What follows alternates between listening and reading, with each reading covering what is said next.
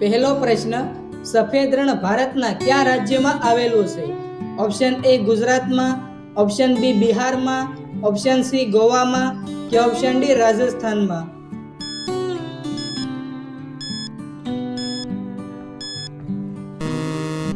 સાચો જવાબ છે ઓપ્શન એ ગુજરાતમાં.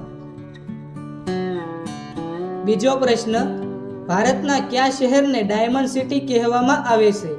ઓપ્શન એ મુંબઈને, ઓપ્શન બી સુરતને, ઓપ્શન સી અમદાવાદને કે ઓપ્શન ડી દિલ્હીને?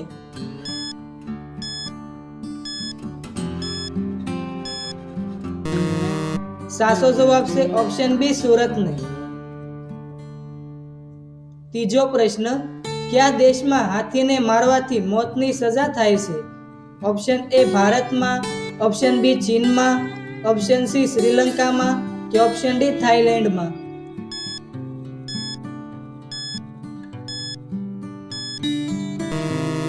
સાચો જવાબ છે ઓપ્શન સી શ્રીલંકામાં. ચોથો પ્રશ્ન, કરોળિયો ખાધા પીધા વગર કેટલા દિવસ જીવિત રહી શકે છે? ઓપ્શન એ 2 વર્ષ સુધી, ઓપ્શન બી 5 વર્ષ સુધી, ઓપ્શન સી 8 વર્ષ સુધી કે ઓપ્શન ડી 10 વર્ષ સુધી?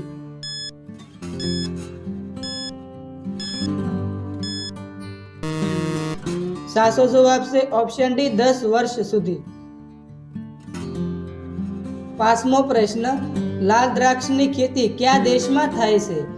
ઓપ્શન એ ભારતમાં, ઓપ્શન બી જાપાનમાં, ઓપ્શન સી ચીનમાં કે ઓપ્શન ડી જર્મનીમાં?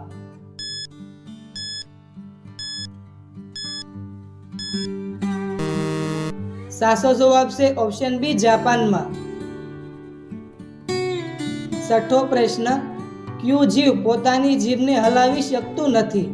ઓપ્શન એ મગર, ઓપ્શન બી રીંછ, ઓપ્શન સી હાથી કે ઓપ્શન ડી વાઘ?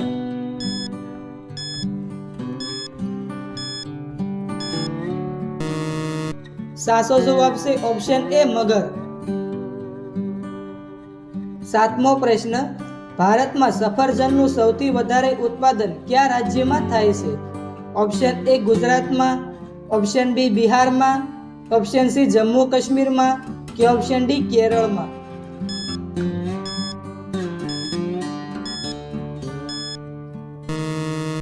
સાચો જવાબ છે ઓપ્શન સી જમ્મુ કાશ્મીરમાં. આઠમો પ્રશ્ન, ભારતનું રાષ્ટ્રીય ફળ કયું છે? ઓપ્શન એ દ્રાક્ષ, ઓપ્શન બી કેરી, ઓપ્શન સી કેળા કે ઓપ્શન ડી નારંગી?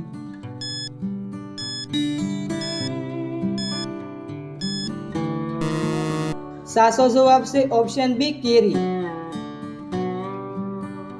નવમો પ્રશ્ન, કૂતરા સિવાય કયા જીવને બોમ્બ શોધવાનું શીખવાડવામાં આવે છે? ઓપ્શન એ ઉંદરને, ઓપ્શન બી હાથીને, ઓપ્શન સી મધમાખીને કે ઓપ્શન ડી પતંગિયાને?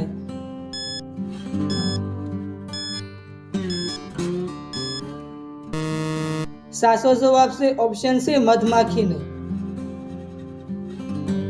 10મો પ્રશ્ન, એપલ આઈફોન કયા દેશની કંપની છે? ઓપ્શન એ અમેરિકાની, ઓપ્શન બી જાપાનની, ઓપ્શન સી ભારતની કે ઓપ્શન ડી ચીનની?